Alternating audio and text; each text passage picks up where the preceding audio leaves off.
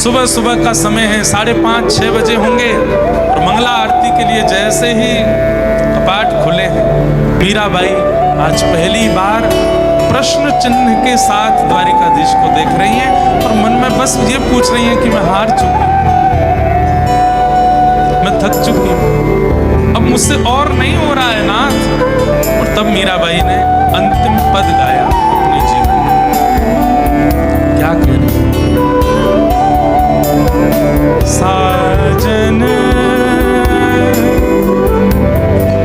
ज्यों जानो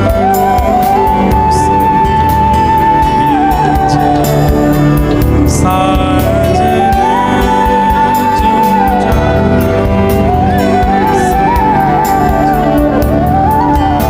हे साजन, हे प्रियतम, आप जैसे चाहो, आप जो चाहो, अब भी मेरी इच्छा कुछ नहीं है, पर अब मैं हार गई हूं, अब मैं थक गई हूं, अब मुझसे नहीं हो रहा है आगे।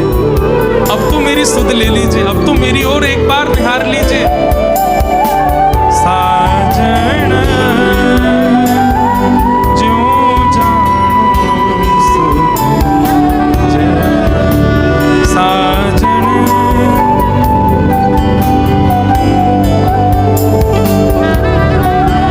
तुम बिन मेरे और न कोई, तुम बिन मेरे,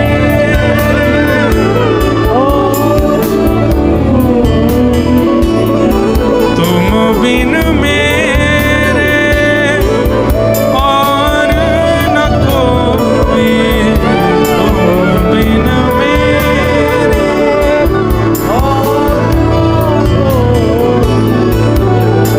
कृपा राबरी कीजे, कृपा साजन ज्यों जानो सुध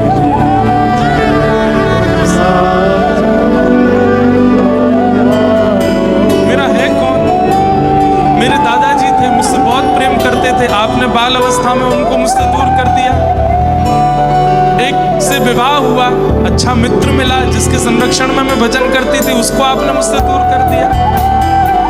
मैंने मन में विचार किया कि मैं जिसको अपना मानती हूँ आप उसको मुझसे दूर कर देते हो। उसके बाद मैंने अपना किसी को माना ही नहीं, केवल आपको माना। आज मेरा कोई नहीं है, मेड़ता में कोई नहीं, मेवाड़ में कोई नहीं, वृंदावन में कोई नहीं, द्वारिका में कोई नहीं। तुम बिन मेरे और न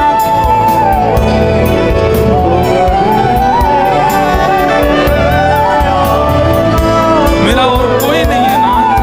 कृपा राबरी कीजे, कृपा साजन ज्यों जानो सुध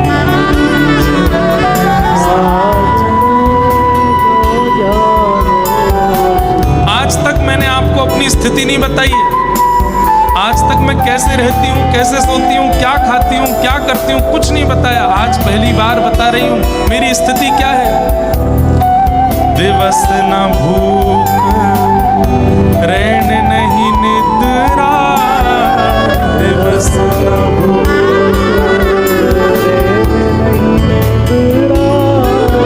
यूं तन पल पल छीजे,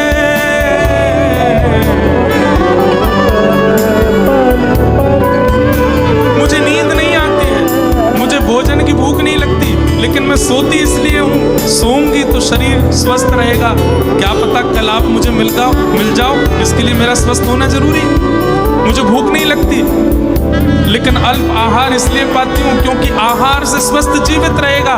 कहीं आप मेरे सामने आए और मैंने निराहार होकर के अपने नेत्रों की ज्योति गवा दी और नहीं देख पाई तो इसलिए भोजन करती हूँ, इसलिए सोती हूँ, इसलिए जलपान करती हूँ कि कल को कहीं आप मिल गए तो मैं आपको देख सकूँ, आपसे मिल सकूँ।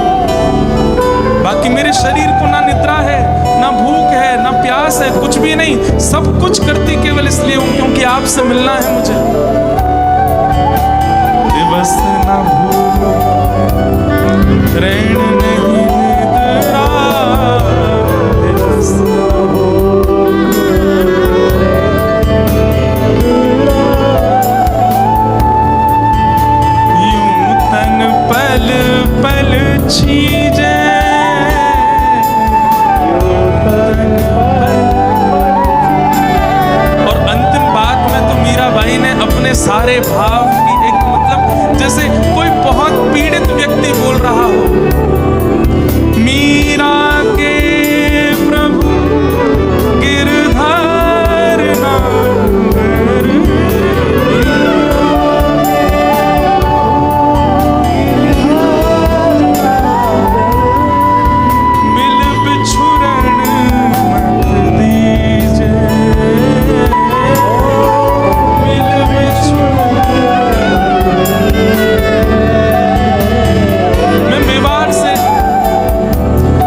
मथुरा से मेवाड़ चली गई, मेवाड़ से वृंदावन आ गई, अब मैं द्वारिका आ गई, अब मुझे वापस मेवाड़ नहीं जाना। अब आप मिल गए हो, अब मैं आपसे दूर नहीं जा सकता। मीरा के प्रभु गिरधर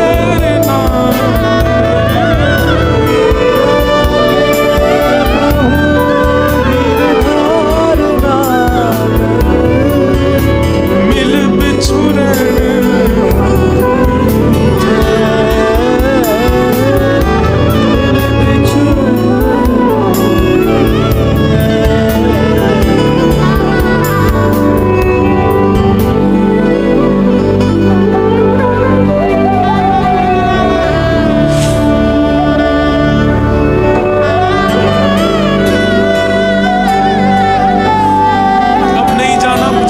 इस संसार में, अब सब छोड़ के मैं आपके सामने खड़ी हूं। ये क्यों सब आप करते हैं? ये ब्राह्मणों का दोष नहीं है, ये मेवाड़ का दोष नहीं है।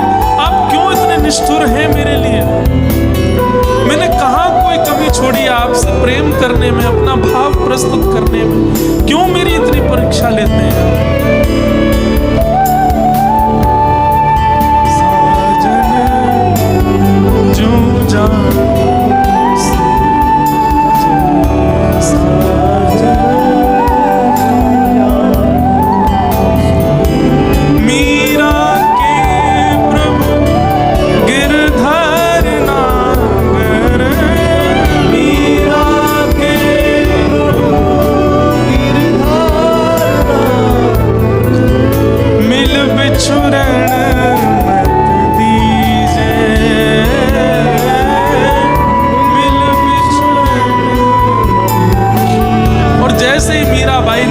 मिल बिछुरन मत, बस इसी की टेर लगाने लगी, चिल्ला चिल्ला करके कह रही है मिल बिछुरन मत दी। अब मिल गए हो आप मुझे, अब मुझे वापस मत भेजिए। ये क्या मेवाड़ का आपने मेरे सामने एक प्रस्ताव रख दिया है, अब मुझे वापस नहीं जाना संसार में। जैसे ही मीराबाई बार बार कहने लगी मिल बिछुरन मत दीजिए, मिल बिछुरन मत दीजिए, मिल बिछुरन मत दीजिए, द्वारिकाधीश की मंगला आरती चल रही थी। श्री द्वारिकाधीश एक पोशाक में और सामान्य सी पाग, ज्यादा आभूषण नहीं पहने हुए द्वारिकाधीश ने। सुबह सुबह भोर का समय, ठंडी ठंडी प्यार चल रही है, सूर्य धीरे धीरे उदय हो रहे हैं, हल्की हल्की अंधियारी है, हल्का हल्का उजाला है। हजारों लोग मीराबाई के निर्णय के लिए खड़े हैं, आज क्या निर्णय होगा। और मीराबाई बस अपलक नेत्रों से द्वारिकाधीश को देख रही हैं। मीरा के प्रभु गिरधर नागर मिल बिछुरन मत दीजिए। और जैसे ही मिल बिछुरन मत दीजिए बार बार बोलने लगी, इतने में ही सहरा पहन करके, गले में सुंदर मालाएं धारण करके, नव दुल्हा का रूप धारण करके श्री द्वारिकाधीश प्रकट हो गए। मानो एक दिव्य सूर्य की किरण जैसी आ गई हो। एक क्षण के लिए सबको लगा कि ठाकुर जी ने मानो सर्वांगन श्रृंगार किया, और अचानक इतना तेज मंदिर के अंदर से आया, सबने अपने नेत्र बंद कर लिए, कोई भी उस तेज को देख नहीं पा रहा है। किसी ने हाथ की ओट ली है, किसी ने हाथ रख लिए हैं, कोई अपने आप को छुपा रहा है। इतना तीव्र तेज मंदिर में प्रकट हुआ, कोई नहीं देख पाया। एक क्षण के लिए तेज प्रकट हुआ, और जैसे ही तेज विश्राम हुआ, तभी क्या देखते हैं कि बाईसा द्वारिकाधीश के गर्भगृह में है। और जैसे ही द्वारिकाधीश को आलिंगन करती हैं, द्वारिकाधीश अपने अंदर मीराबाई को समा लेते हैं। साड़ी पीछे धीरे धीरे अंदर जाती है, पुजारी जी दौड़ते हैं पकड़ने के लिए, मीरा मीरा मीरा।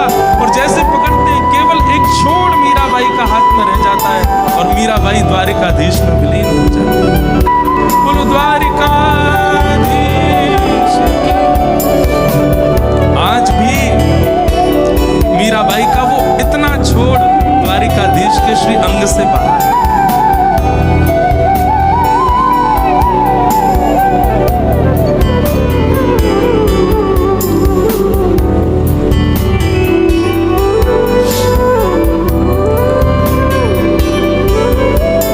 सब ताकते रह गए, घुटनों पर बैठे रोते रह गए, और बाई साहब द्वारिकाधीश में विलीन। आज भी आप द्वारिका का दर्शन करते हैं, वहां द्वारिकाधीश अकेले नहीं है। बाई वहीं खड़ी, उनके साथ उनके चित्त में विराजमान है। एकमात्र ऐसी भक्त है कलयुग की मीराबाई, प्रत्यक्ष ठाकुर जी में विलीन हुई है सबके साथ। ऐसी भक्तिमती मीराबाई जिन्होंने जीवन अपना संपूर्ण समर्पित किया ठाकुर जी के भजन और पूरा द्वारिका साक्षी रहा इस दृश्य का। बोलो भक्त वत्सल भगवान की। साजन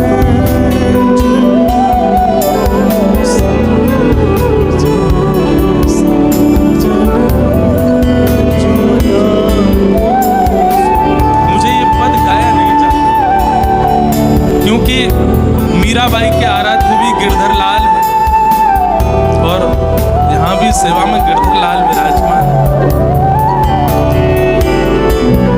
कभी कभी लगता है कि मेरी सेवा भी ऐसी है कि मुझे सबके बीच में जाना पड़ता है, सबके बीच रहना पड़ता है और सबके समय देने की वजह से उनसे थोड़ा सेवा से दूर रहना पड़ता है।